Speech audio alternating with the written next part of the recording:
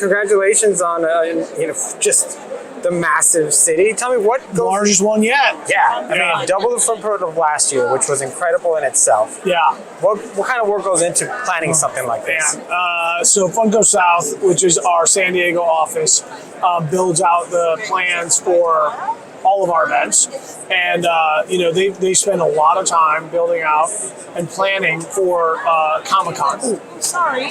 For Comic-Con, it is like the Super Bowl of our events year. So a lot of time, effort, energy goes into it. At the end of the day, what we want to do is continue to deliver the best possible fan experience.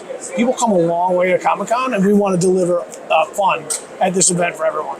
Now, every time we see you guys with new products, we see you guys with new lines, new partnerships. What kind of research goes into figuring out what is it that people want? Okay, so we have many years of practice, and we've got sort of a system that we use. Think of it as a cake, right? Like there's different cultural and pop culture events that happen throughout the year, whether they be sporting events or music events or tentpole movie releases. And we take a look at the content, and then we take a look at like some of the magic of Funko is the non-content related drops that we do. Over the years, it's ranged from like the Golden Girls to Bob Ross to old Hercules from Disney. These things that like don't have any sort of content applied to them, that we know that there's a demand for out there, and people are like surprised and delighted when we drop these things, and they're like, "Oh man, that's great!" And that's kind of what drives the fun of Funko.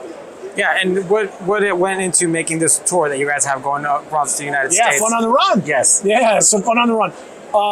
The idea behind Fun on the Run was that not everyone gets to go to San Diego Comic-Con. Yeah. It is expensive. It's a destination. Not everyone has the ability. And while we only hit 11 different cities and stops along the way, we wanted to do a run-up to San Diego Comic-Con where we had the opportunity to bring a little bit of San Diego Comic-Con to stops along the way. So we kicked it off in Nashville, and we came along Route 66. We were set up in Walmart parking lots, and we had a tour bus, and we invited people out. We told them that we announced where we were going to be. People lined up, and people were crying. They were so excited that we came to their town, and that we shared a little bit of Comic-Con with them when they weren't able to make it. So to us, at the end of the day, we want to be able to touch as many fans as we can and bring that fun as to many different people around the country as we can. Now, for you personally, what is that like? What is that like for you to see people connect with your products? It's what I'm all about. It's what the brand is all about, right? We are a big company. We've gotten bigger over the years. We're a publicly held company, but at the end of the day, what matters to us most are the people that surround the brand. I mean, the feeling of connectiveness and community that Funko represents is more important than anything else. So it means a lot. Because I was at your panel at WonderCon. Yeah. And people go wild. Yeah. I was impressed by just the amount of fandom that just the excitement that your product brings. Yeah, and at the end of the day, that's what drives us. Like when we get up to go to work, sometimes work's hard, right? Like I know people probably think, "Oh, Funko, it's so much fun." It's work, right? Like there's a lot of things that we have to deal with. But at the end of the day, we recharge when we come to events like this, and we see the fans' reactions, and we see the smiles, and we see the people lining up to buy our products and to interact with our staff who they know, they've met them. Year over year, they interact with each other and with us. And to us, that's a sense of community that's far more important than anything else.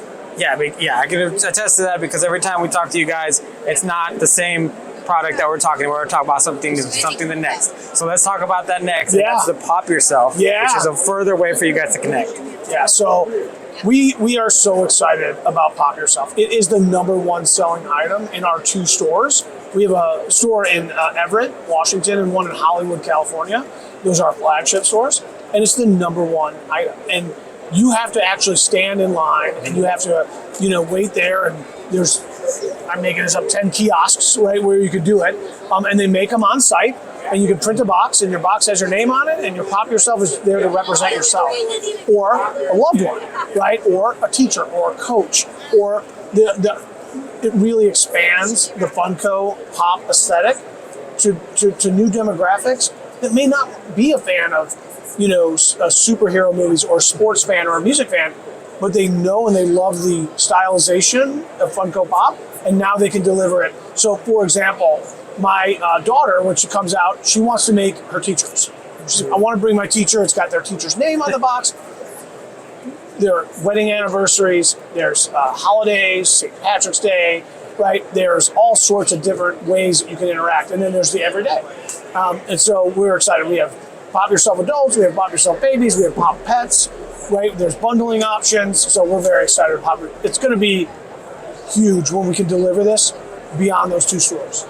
It's fantastic. You guys are honestly the Willy Wonkas of pop culture, because every time I think of what are you guys going to think of next, you guys surprise me. Yeah, I will say there's a couple real life Willy Wonkas that I know personally that work at Funko. So God bless them. They're the ones that bring the innovation and the fun, and standing in line and shaking hands and signing autographs and interacting with fans. That's what we're about. Any favorite pieces here? Oh man, it's hard to pick a favorite. You're gonna make me do that? How about a couple of favorites? Yeah, so I am anything from gamer with Star Wars Rivals. I love Star Wars. Okay. That's a big one for me. Mondo, the high-end collectibles, right? Like the actual figurines. I love the Masters of the Universe stuff. I'm very excited about that. Obviously the music. I love the vinyl records business.